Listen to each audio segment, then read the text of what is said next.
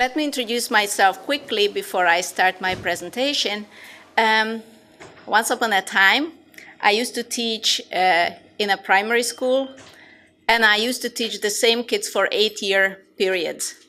My very first job, which I did not really think I wanted, but I ended up teaching in that school, was in a primary school that had just started the very first early language program at age 6. And because there was nobody else, I was the volunteer to teach that group in a full-time position. And I loved it. So from day one, when I met the children, I got enchanted. And good news, it was mutual. There were no materials whatsoever, so the job also involved finding out what to do on the job. And I tried really hard. And I can tell you I had a lot of good experiences, and that's why I stayed on for 18 years. And I taught some other groups also for 8 years. And in the meantime, I got the second job at the university, and I was also involved in training teachers of English.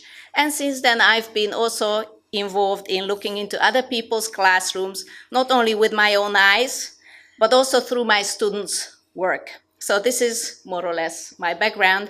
In this presentation, I will refer to many studies conducted all over the world. Most importantly in Hungary, because that's the context I know best, and that's where I have a lot of empirical evidence for the tiny details, as well as for the larger picture. However, I will not cite all the authors. Anybody who would like to read some of the key readings, you are most welcome to ask, and then I'll send you a copy. So I will focus on recent research into early language learning around the world and try to focus on what we can learn about the research methodology. And maybe at this stage you don't think you are excited by this, but I will try to convince you that this is something really worth considering. So I will talk about research for testing and generating a theory of early language learning, the aims and models of early language learning, and what challenges they present for teachers. I will also discuss the conditions of successful early language learning, and my conclusion will be that it's all about the quality of language learning and teaching, and I could even stop here, but I will continue, of course. I will want to conclude my presentation today by what kind of research is, in my view, needed for early language learning. I would like to start with a little clarification of the terminology I'll be drawing on. I will discuss how quantitative and qualitative research can be placed along a continuum. Quantitative, which may go for experimental research as opposed to interpretive research, where in quantitative research, the idea is to try to test a theory, whereas in the other type of research, we aim to try and generate a theory. In quantitative research, our overall aim is to get the larger picture, the main trends, whereas in the other type of research, we go for small details so that we can then try to build the picture from the bottom up. And the key is triangulation, to try to collect data from as many sources by as many people as possible. And these two approaches to research can lead to better understanding of reality, obviously. And we know that variables, whatever data we can collect, will interact in complex ways. And this is something really we have to bear in mind. So there is nothing terribly simple, even if what I'm going to talk about may give you the impression. So what is the theoretical framework of researching early language learning? I will look into the aims of various models, the conditions of successful early language learning, and the principles of age-appropriate methodology. And I will today focus on the main challenges for teachers, because you are teachers, I'm a teacher, so why not discuss what's the most exciting? And I will draw on observation data from interviews, and some questionnaire studies. The first question is, why should we start early? I would like to emphasize for a starting point that whatever we tend to discuss as an argument for starting early, all these are potential benefits to children. These are not automatically provided. And we know that the critical period hypothesis that has been so widely cited is a dubious argument because of many reasons. I will keep coming back to those reasons. We know from developmental psychology that early stimulation tends to be useful. There is a very clear cognitive, thinking, reasoning benefit to children. We also know that children tend to learn with ease because their level of anxiety tends to be relatively low. Education does a lot to induce it, over years. Children tend to be open and motivated to learn new things, and their affective domain then provides some good arguments for starting early. Also, there is more time in the curriculum in the early years. And very often, in many contexts, I'm sure this is the situation here, parents demand all around the world English. Hungarian is not in demand.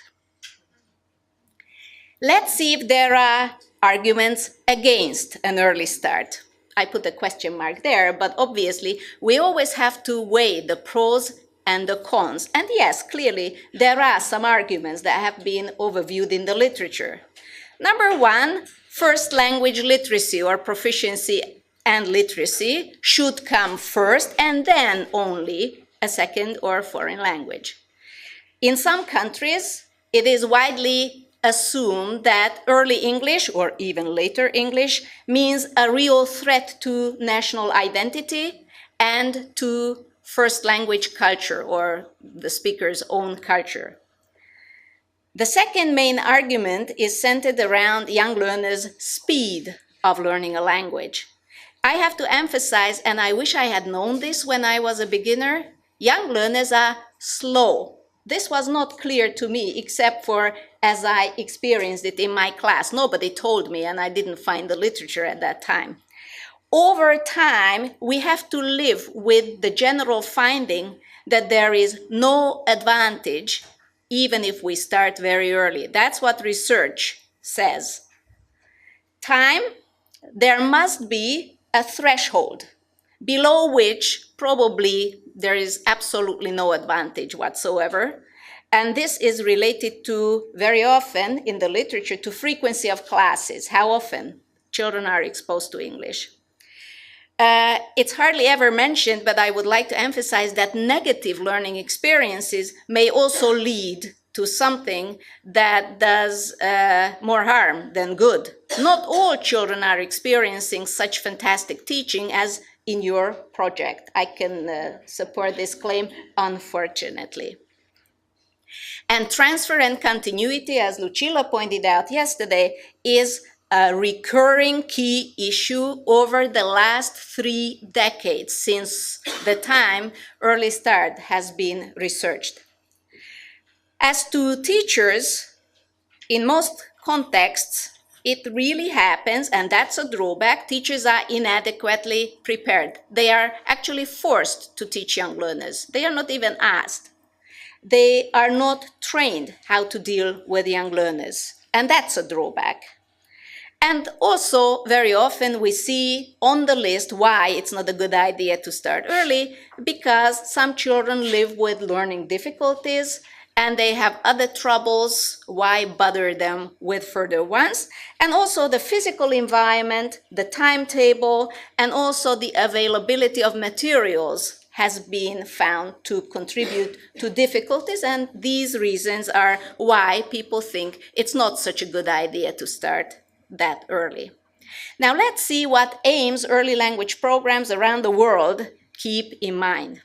First of all, as the name claims, early language learning is about language. Therefore, in most curricular documents, we find language aims.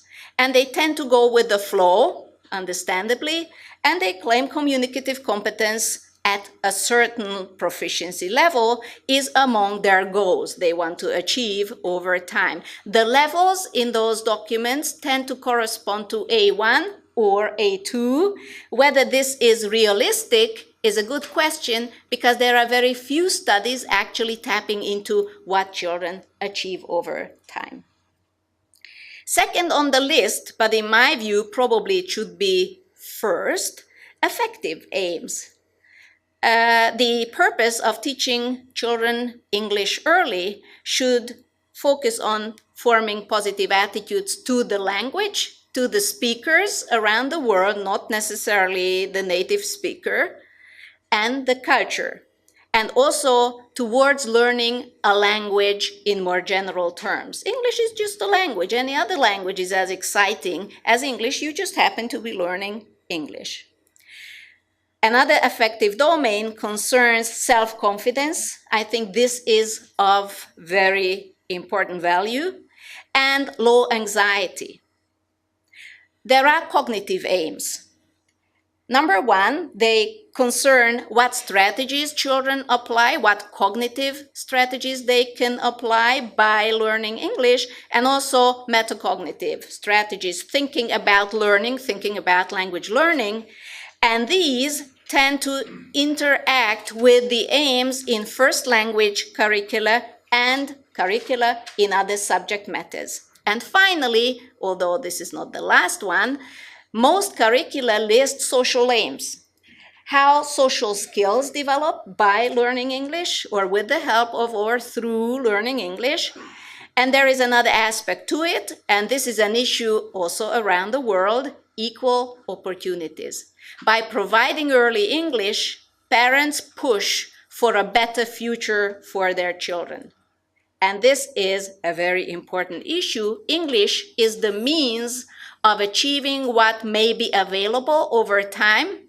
If you lose out on an early start, many parents feel you are losing an opportunity. You will have no equal opportunities in your future, in your education. Now let us look into curricular models of early language learning. We will see that the aims of these models vary to a large extent. I will go from the less ambitious to the more ambitious, obviously, from the easier to the more complex. Since convenience, this has been a good idea. So, number one, in these awareness-raising programs, very limited time is devoted to teaching a language. It's more like exposure to a new language. Oftentimes, it's a local language, not necessarily a world language. And the aim is to develop children's sensitivity towards other languages, to develop their tolerance, but proficiency is not among the aims. This is model number one. Obviously, you are not engaged in this. Had I said jó reggelt to greet you, I would have engaged in such an exercise, meaning good morning in Hungarian. Now, the second model is what you are implementing in your project, where general topics in the target language form the main body, the skeleton of the curriculum, and you would like to implement something that the children are supposedly familiar with already in their main curriculum. I can give you the PowerPoint. I know you can't see anything. It's a perfect oral presentation when you are kept in the dark. I know, I'm aware, and I apologize. In the third one, and this is a more recent model gaining ground all over the world, although very often only lip service is being paid to the label rather than the actual implementation of integrating content and language.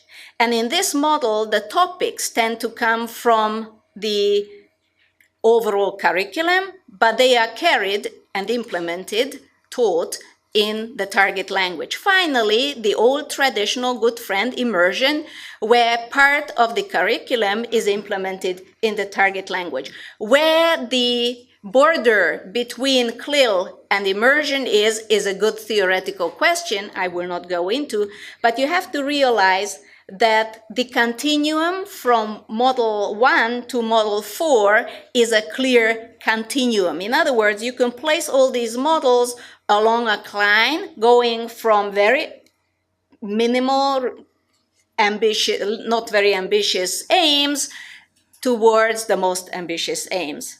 And it's clear that the amount of language the children are exposed to, as well as the amount of time, as well as the expected outcomes, increase along this continuum. The aims and the demands on the teacher and the learner also vary. Now let's look at teachers. What competencies are expected from teachers in these 4 models? I cut this really short. In the first model, where the aim is awareness raising, hardly any proficiency is required from the teacher. In the second model you are engaged in, proficiency in the target language is definitely required. In the third and the fourth models, there are very clearly specified language as well as content proficiency requirements, because a teacher of English will find it pretty difficult to teach, let's say, physical education unless you are familiar with the physical education curriculum. In all the 4 models, there is one common denominator, and that is age-appropriate methodology. This is what is required as a teacher's competence as a must. There is no way avoiding this. So, in the first model, you don't require any L2 proficiency, whereas methodology and motivated teachers are required in all the models. And I have to emphasize motivated teachers. Without motivated teachers, we are not getting anywhere. Early language learning will not achieve its potential benefits. I keep coming back to the potential. Let's look at the situation around the globe and see who the teachers are. My understanding is we in this room tend to have a degree in English as a foreign language. Around the world, there are 2 types of implementation of these models. In one, the homeroom teacher teaches the curriculum, whereas in others, it's a specialist like yourselves and myself. The teacher's competencies cover their L2 skills, age-appropriate methodology. They are familiar with the content of the general curriculum. They also have L1 skills in a situation like Greece or in Hungary. And they can hopefully motivate over time, and they are also motivated over time to implement the curriculum. Now, what level of proficiency is necessary is yet another issue. Fluency is definitely required. Native-like intonation, pronunciation should be good, otherwise why start early? And child language or child-directed speech, caretaker speech features should be used by those teachers, and they should also know some of the content, otherwise what are they going to teach? Whether native speakers of the target language are ideally situated without speaking the children's first language, I have serious doubts, and this is what I can underpin by evidence from the literature. Let's see some other points, some further points for consideration on the models. One finding from all the studies that have been implemented over the decades is that projects like yours tend to fare very well. They tend to be successful. However, when they are not part of a well-organized, well-focused, and well-run project, typical practice in schools tends to be less successful. So there is a controversy between what's going to happen in a project and how it can be maintained over time. This is one very important finding. I'm not saying this because I want you to worry about the future, but maybe you should worry a little. There is a discrepancy between the state sector and the private sector, and the equity issue is an obvious one. In some contexts, state education is more successful overall. In other contexts, it's the private sector. You have to take into consideration what the situation is like in your context. But equity is something we have to always remember. Transfer and continuity is an issue around the world.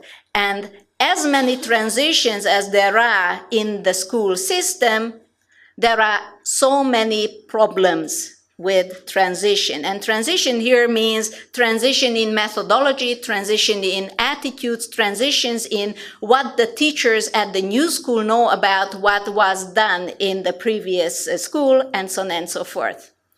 There is a huge issue with English. English as a lingua franca is the overwhelming target language in the majority of these studies. There is hardly anything else being researched. I could cite some good quality research on, for example, German as a foreign language in my country, but that's more the exception than the rule. I have to state my own conclusion here to encourage you. Teachers are the key players, no doubt. With young learners, they are really on their own. It's your responsibility. So research has proved that teachers are the main players in the game. Of course, with the children and their parents and all the other stakeholders. And finally, the main challenges around the world tend to form a short list of items. Appropriately trained and motivated teachers. The main challenge, and this is my prediction for the challenges for the near future, how to motivate young learners who become less young over the years, over time. Because the earlier you start, the more difficult it is going to be, and it is already, to maintain motivation over the years. Young children get bored, to say nothing about teachers who also get bored. And continuity combined with assessment is a huge issue.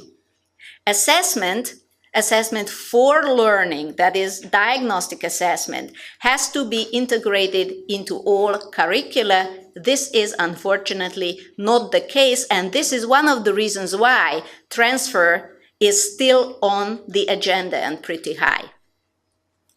Now let's focus on the learners. Actually, I should have started with learners, but speaking with teachers, I like to start with teachers so that you feel you are important. Let's see the basic principles of age-appropriate methodology in early language learning, and we know that there is already a huge hiccup. When I say early language learning, the age bracket is dynamically widening. 10 years ago, early language learning was very clearly more like between 8 to maybe even 14. Today, it's like from the cradles. European documents go back to something like 4 or 5. They meant to go to 2, 3. Actual reality goes back to 2, 3, or toddlers, or I don't even know. How do children learn languages? I have some good news. We don't have to fool around very long to come to a very clear conclusion. This is how they do it. They learn language or acquire, I'm using the term interchangeably, they acquire language in meaning-focused, intrinsically motivating, but cognitively challenging tasks, which are tuned to their second language level, integrate their background knowledge in contexts where common ground and shared attention, speakers, children, and the teacher, are gained in interaction with one another, meaning interaction teacher, student, student, student. And they are scaffolded both by their peers and their teachers in a professional manner tuned to their level. Now, in a nutshell, this is what I have learned over those almost 40 years. And it makes sense. We don't have to reinvent the wheel. This is what age-appropriate methodology should be based on. Let's move on. When we think about how children learn, we have to bear in mind two complementary systems that they draw on These interact over time. First, very young children draw on memory-based learning strategies. They acquire chunks. They don't associate meanings with the tiny little items in the language chunks. That comes later when rule-based learning becomes more powerful. And this happens whether we like it or not. And this happens at a pretty late age. There are huge individual differences I have to note here. The younger the learner, there are certain conclusions to this point. The younger the learner, the more they apply memory-based learning, the less they can apply rule-based learning, the slower their second language development, and the more important the role of motivation in class, right there, in each and every task you want them to do, plays. Parents cannot motivate them at home. They cannot behave in class at 7 o'clock, no, not at 7, 9 o'clock in the morning, I don't know when you start, because they want to achieve native-like proficiency at age 20. No, it will not work.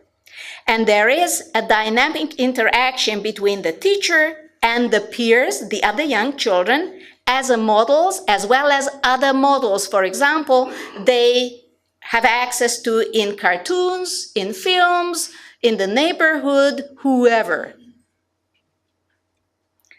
Now let's see learner's language. We know there is a silent period. As a teacher, you may have come across children who will not say anything. They smile, they obviously have a good time, but they will not produce language.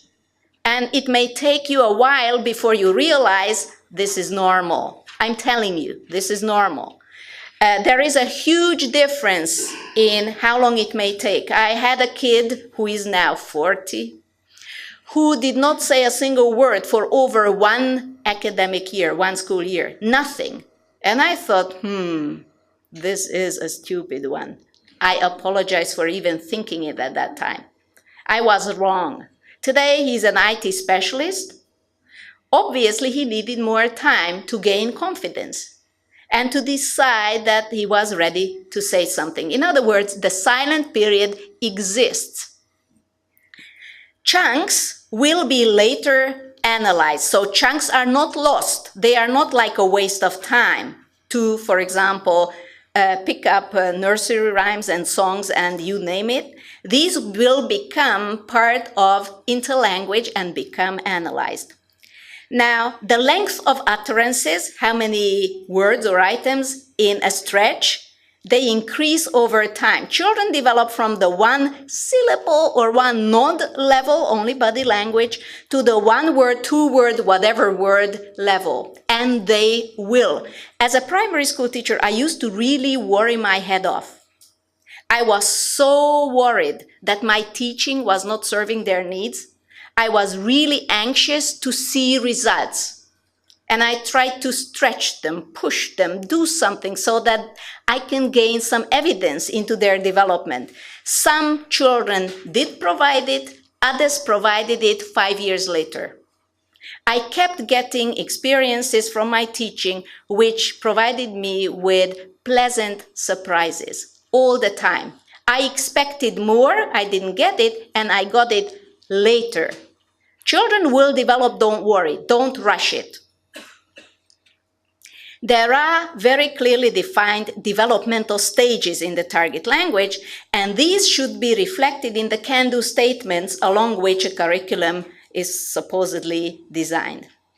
Fluency and accuracy interact. Fluency comes first.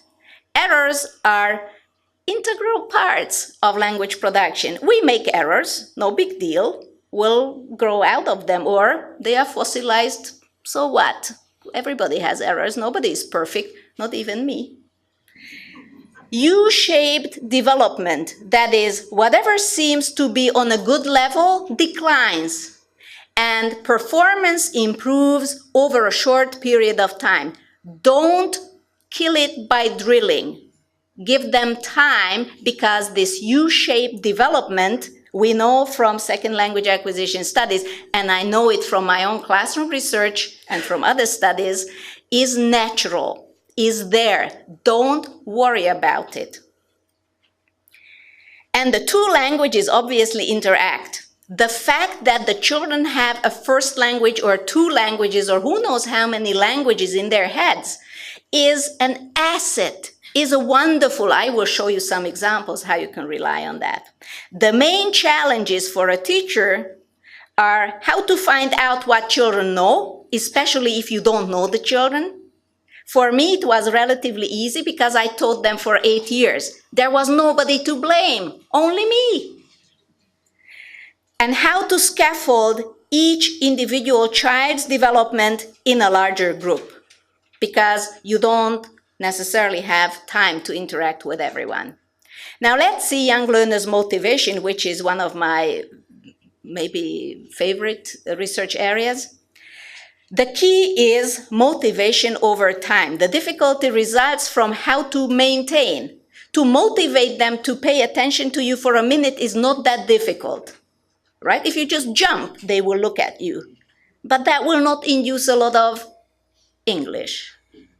So intrinsic motivation is the key. It means the ability to do something, which is also called mastery motivation, feeling good about being able to perform something. The reward is the doing. You don't have to invent a reward. Children are happy to be able to do things. Many of you are parents. If not, then I could recommend this empirical experience. The more you go through parenting, the more data you gain on how children develop. Very rewarding, absolutely exciting, but that's not my topic today. You will realize that children love to do things because they can do them, right? The psychologist Csikszentmihalyi, who happens to be of Hungarian origin, with his idea on flow, this is the germ period of intrinsic motive, feeling good about the ability to perform something. Now, this is what you have to engage in with the children so that they feel doing the task is worth the effort and also they can do it. The second type is extrinsic motive, when the reward is external to the actual activity, which is pedagogically less favorable, but part of the system. This is what we call instrumental motive. And I would recommend for provision of this type of motivation, assessment for learning. Assessment for learning means you are not so excited by what the children have learned, but your focus is how you can build on what they already know so that you can scaffold, encourage, help their further learning. That's why it is called assessment for learning. Integrative orientation, such a big deal in the SLA literature. I don't think it plays a terribly important role based on the research in the young learners' classroom. What they would like to integrate with is the group where they are, with their peers, with the other children. They would like to be like other children around them, if you can call this integrative motivation. I had success with involving my students in decision making. This was on my part not a conscious decision, but as I really had no idea what to do, and I keep confessing this, I had to learn it the easy way. I asked them because it was all about them. And over time, I realized that this was an extremely powerful tool for motivating the students, because they were involved in negotiating the syllabus. Of course, I was smart enough to always offer what I would have liked to do anyway, right? So what motivated them was to have a choice from which they could actually sequence the activities. It still happened that there were some things they never ever wanted to do. I applied the story-based syllabus, what was it? The Hound of the Baskervilles, for example, I never ever taught because nobody ever wanted it. And I'm still frustrated, as you can tell. Now, we have to focus on the interaction between motivation aptitude, I'm mentioning aptitude the first time, anxiety, and self-confidence. I'm mentioning aptitude the first time because everybody has aptitude. I think it's a problem way of framing early language learning by stating that some children have better aptitude than others, because that may then result in some children being streamed for foreign language education, others being excluded. I disagree with this point. All skills can be motivating for children. They love listening, they love speaking, they love writing words, sentences, they love everything. And we know one of the main conclusions of the ELI project was a very clear outcome that for those children in those countries, learning a language meant learning new words. Obviously, they were reflecting what the teachers were carrying as a message. Young learners' motivation changes over time, and we have to live with this. Actually declines. There's nothing new. We know from educational psychology that children's motivation over time declines not only in learning English, but any school subject. It's better we are prepared for this and we don't feel hurt or, I don't know. I was miffed when I first discovered this. Let's look at teachers. What are the realistic aims for teachers to implement? There are many challenges for teachers, I don't have to tell you.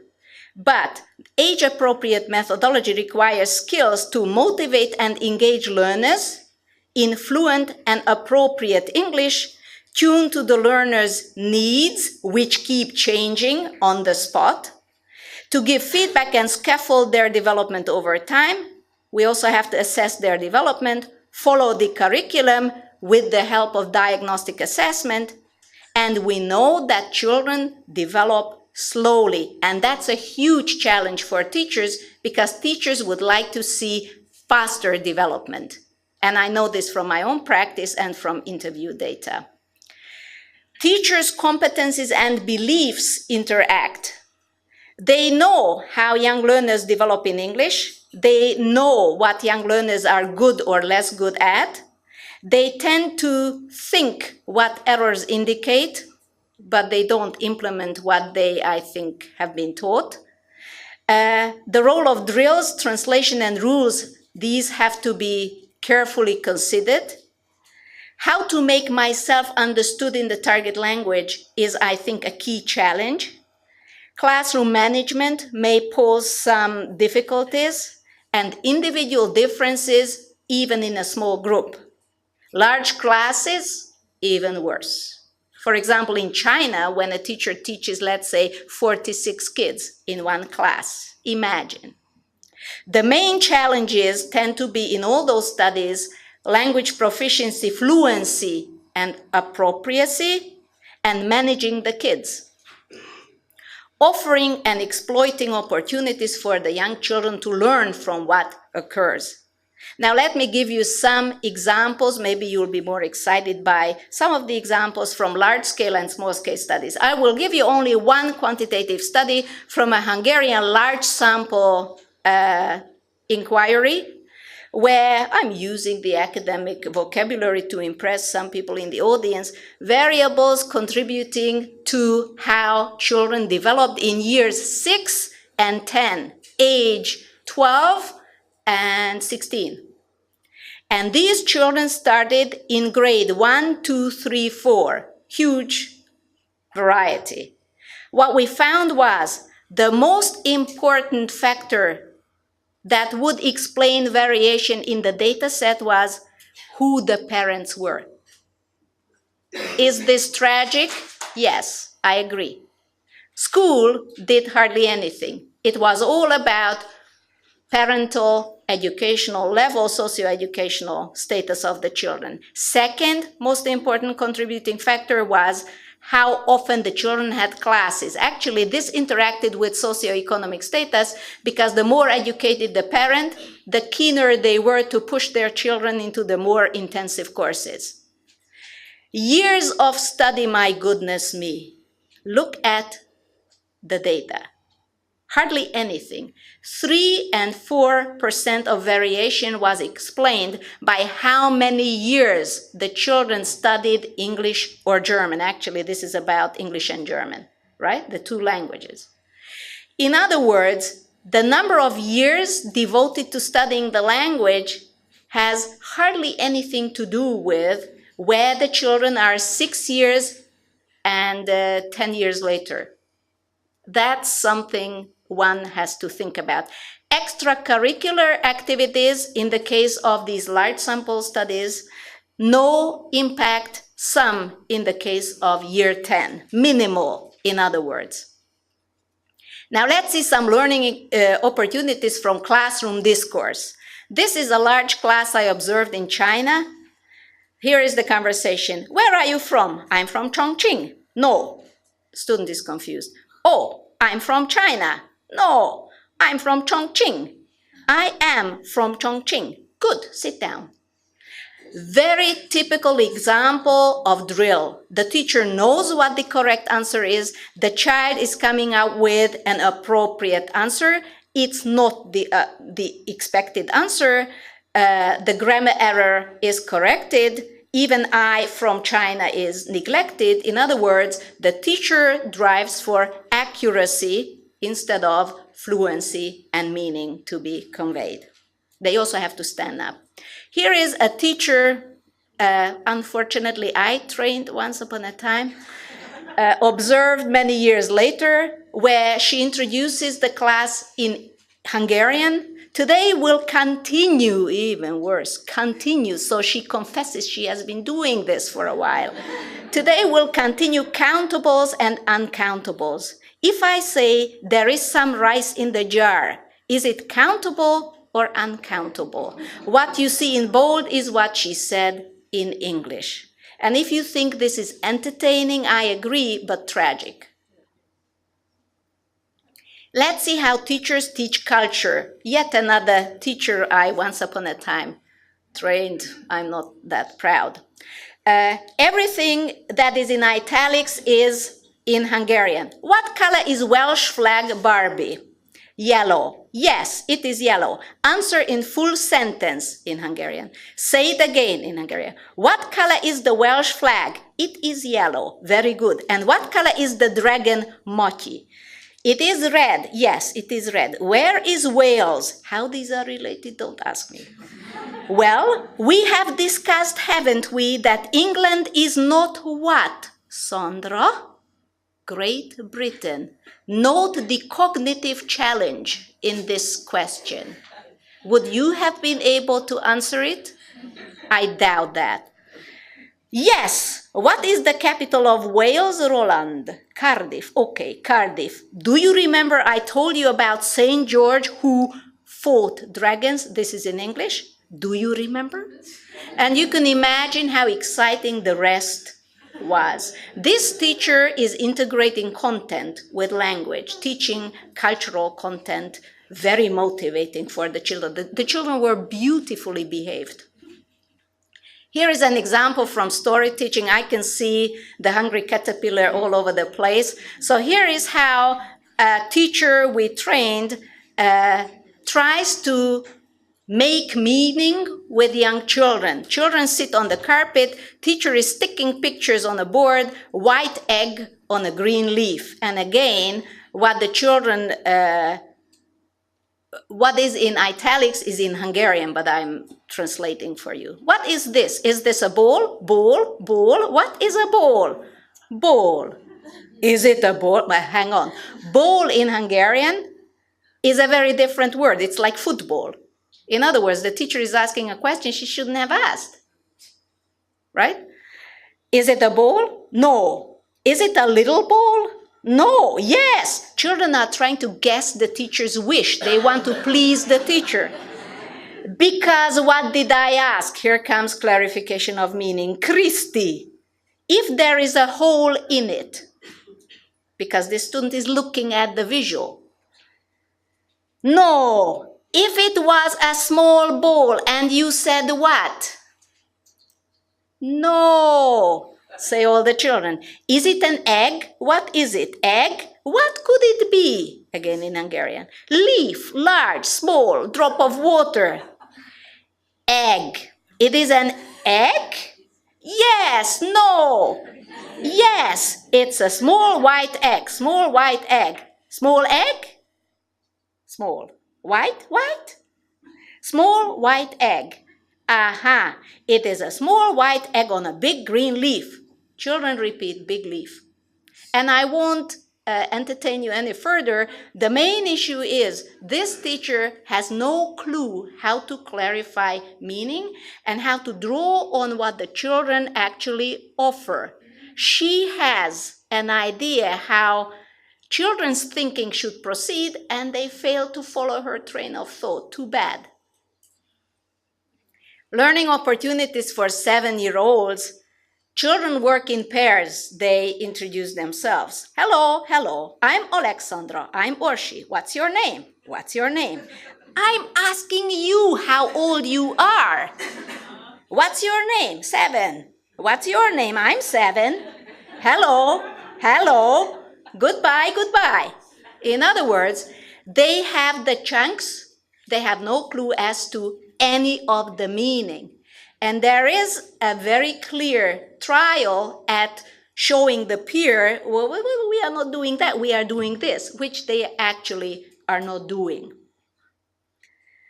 Here is some learning opportunity for age 8, and you can guess where this comes from. The teacher is telling a story, showing a picture book, and the children are doing commenting. I call this commenting, a strategy. They are trying to make out what's going on. And the teacher says, this is the story of the 3 little goats. Here you can see them, the 3 little goats. One is, and one of them, the children says, the white one is the girl. And the teacher says, these are all boys. There is no girl in this book. These are 3 billy goats, 3 boys like Balint, Tamás, and Feri in the class. But it has no horns, they say in Hungarian. That's right, because the white goat is a baby goat, okay? This white billy goat is a little goat, a baby. Still small, but a pity it's a boy, said the girl. And I said, this is from my class, I'm sorry, in this story there are 3 billy goats. Is that a problem? And they said no. And we went on. In other words, integrating what the children say in the mother tongue is a way of developing their comprehension. And I know where they are because I understand what they are saying. But I'm not responding in Hungarian, I'm responding in English to scaffold their learning. Now, overall results of observations tell us that there are, in my data set, very few examples of really good practice, many examples of less good practice, and teachers know what young learners need, but they fail to implement what they know. Most of them use the mother tongue and spoon feed English in the early language classroom. Practice for them means boring drills, and they are surprised when the children lose patience and they misbehave. That's why discipline is a problem. The main means of meaning making is translation, and they do excessive assessment. This is reality elsewhere. You are not doing this, right? Overall results from interviews, just to understand what teachers think about their own work.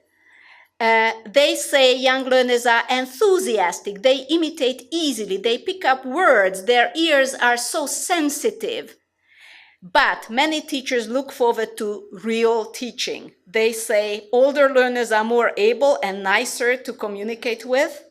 After grade 6, you can feed them grammar, not as much as in secondary school, but you can. And I see no use of dancing and singing. Very negatively worded view of a teacher. Let's see their emic perspective. What is it like to be a teacher of young learners? One teacher says, teaching young learners takes a lot of patience and energy. It's very tiring. I have discipline problems. They are very active, need to move a lot. If I go to one, the others jump on my head. You don't experience this, do you? You must revise a lot. You can go only in small steps. Sometimes I feel it's a waste of time. At this age, you can teach less over a longer time. I think this is pretty much in a nutshell. And they need a lot of caring, and it's not my style. I don't want to take you into many of the other examples because it's too long, but I would like to conclude by drawing on some of the findings of a diagnostic testing project. We piloted about 400 really easy tasks designed along can-do statements at the A1 and A2 minus-ish level in the 4 skills. And we also involved the teachers in giving us feedback because they piloted the tests with their students. And what they did was, very often, what they never taught, they don't even try, because their idea is what is not learned formally, in other words, they did not teach, is not known. So they skip those tasks. So if the items include computer and television, unless those items had been taught formally, they don't take the test. They skip it. These children don't know them. Discussing with children how they performed on tests, teachers thought was a waste of time. Teachers complained about some of the visual support, claiming it was unclear where the person in the picture was pointing or what the person in the picture was doing. They cannot tolerate ambiguity. They don't realize communicative tasks are not like only one single solution. The dog may be running in front of the guy and the guy is running after the dog, but maybe the dog is pulling the guy, or I don't know, right? It depends on what you say about the picture. They lack control over pair work. They don't think peer or self-evaluation is valuable. They want to be in control all the time. For teachers, knowing English means knowing vocabulary and grammar. And here is the resonance with what the children think. And interestingly and sadly, teachers don't think using strategies is valuable. For example, when the children could guess in context what the correct answer was, the teachers complained they did not know the answer, they only guessed. Are you with me? Puzzle. So research, and this is my conclusion, should look into interactions between everything in connection with the learner, the learner's age, aptitude, motivation, anxiety, background knowledge, first language knowledge, their strategies they can apply, how much exposure they have had to the target language, and the children's socioeconomic status. It's very important in many other contexts too. Teachers' competencies in the target language and methodology, as well as teachers' motivation, very under-researched, and teachers' beliefs. Task types. What tasks work and how are they implemented? We need to collect data from the classroom, how the actual activities and tasks work. When we think in terms of time, I think it's fully problematic to think in terms of how many classes per week. We should be thinking of time on task. How much time the children spend working on appropriate tasks. And that's going to then be doubled by frequency, how often they do that. So it's not enough to just look at how many hours.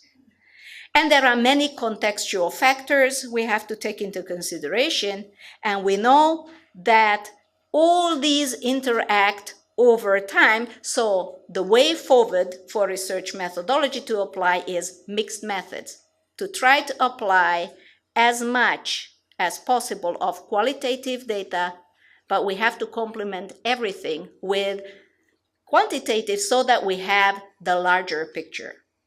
And this is it for today.